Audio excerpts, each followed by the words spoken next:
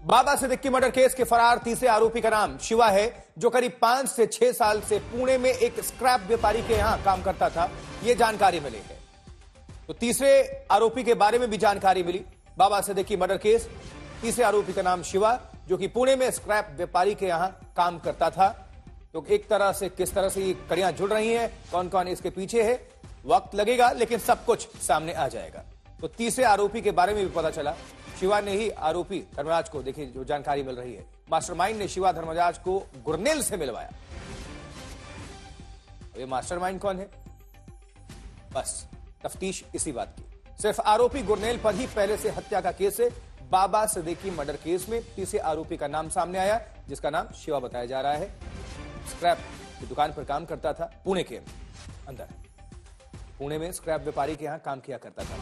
चलिए, एक के बाद लगातार इसमें खुलासे हो रहे हैं। अब मुंबई पुलिस ने जांच का दायरा काफी बढ़ाया और इस पर काफी सक्रियता से काम हो रहा है। 15 टीमें गठित की गई हैं, 15 टीमें लगाई गई हैं और 5 राज्यों तक इसका दायरा है।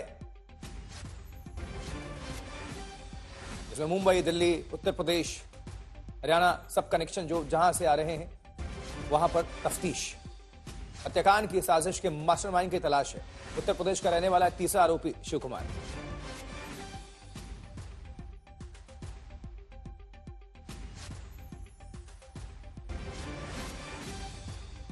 दिवेश सिंह हमारे साथ, हमारे संवाददाता जुड़ चुके हैं इस खबर पर और अपडेट आप सभी तक पहुंचाएंगे।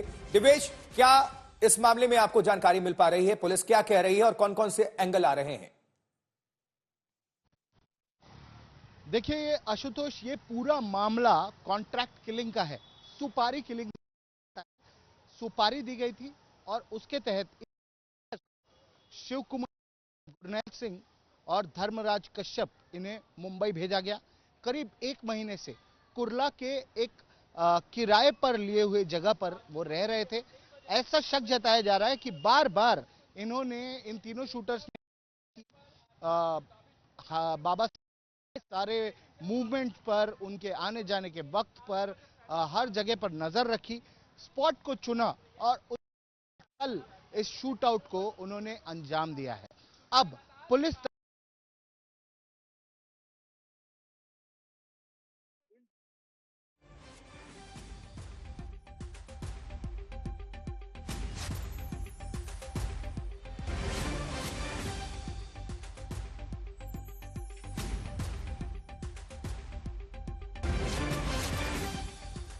इस वक्त 2 मेहमान हमारे साथ जुड़ रहे हैं। स्वप्निल कोठारी जी जुड़ चुके हैं, वकील हैं, एडवोकेट। धनराज बंजारी जी हैं, पूर्व एसीपी मुंबई पुलिस में रहे हैं। धनराज बंजारी जी, इस पूरे घटनाक्रम को, चूंकि लंबा चौड़ा आपका कार्यकाल रहा है, आपने बहुत, तो अपने अनुभव से आप क्या देख पा रहे हैं, किस तरह से, क्योंकि कॉन्ट्रैक्ट किलिंग का मामला सामने आ रहा है, बिश्नोई गैंग हो, या हो सकता है कि बहुत चीजें अभी कड़ियां खुलें तो कुछ और भी चौंकाने वाले खुलासे हों, लेकिन अभी आपके जहन में क्या चल रहा है? नहीं, कॉन्ट्रैक्ट किलिंग का मामला तो सामने आ रहा है। सवाल वहां तक नहीं रुकेगा, वो इसके आगे जाएगा कि ये कॉन्ट्रैक्ट किलिंग किस बात के तहत हुआ है। क्या इसमें राजनीतिक साजिश है? क्या कोई किसी के साथ पर्सनल रंजिश है? पॉलिटिकल कॉन्स्पिरेसी की बात है, क्योंकि अभी महाराष्ट्र में इलेक्शन भी चल रहे हैं। अभी तक जो बातें मीडिया में सुन रहा हूं सुबह से, वो ये है कि सिर्फ बिश्नोई गैंग का कनेक्शन है और इसके सलमान के साथ जो ताल्लुकात बने हुए हैं, उस ताल्लुकात के तहत ये हुआ। मैं समझता हूं किसी एक बात को लेकर चलने से हम कहीं भटक न जाए, इसलिए जब तक पुलिस, जिन्होंने ये 4-5 बातें, मुद्दे ध्यान में रखकर टीमें बनाई हैं, उसमें एक एसआरए का भी मुद्दा है जिसमें बिल्डर लॉबी का भी हाथ हो सकता है।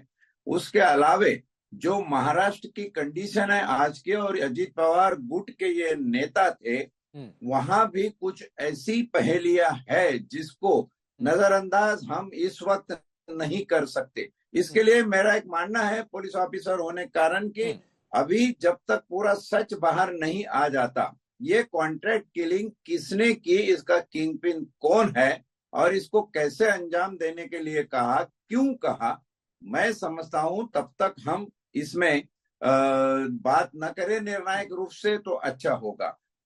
आकर जब मामला फोरेंसिक नहीं, अभी साइंस तो में ये आएगा, कयास है ये फोरेंसिक सिर्फ। से ये सारी बातें क्लियर होगी। एक बात तो तय है कि जिस तरीके की ऊंड है, एंट्री ऊंड की और एग्जिट ऊंड की साइज देखी जाए तो तकरीबन 10 से 15 गुना ज्यादा बड़ी एग्जिट ऊंड हुई है। वेपन और गोलियां बड़ी पावरफुल है, सोफिस्टिकेटेड वेपन है, बड़े क्लोज रेंज से शूट किया हुआ ये मामला है।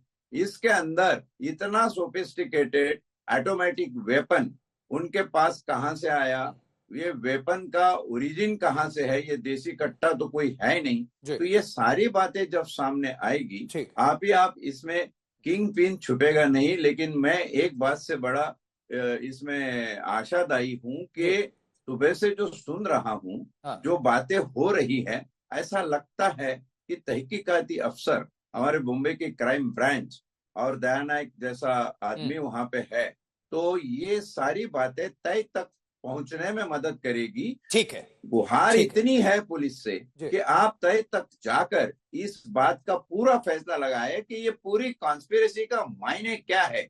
कोई फाइनेंशियल ट्रांजैक्शन उलझा हुआ है, बिल्कुल मोटिव तो होता, बिना वजह के किसी भी हत्याकांड या घटना को अंजाम दिया ही नहीं जा सकता।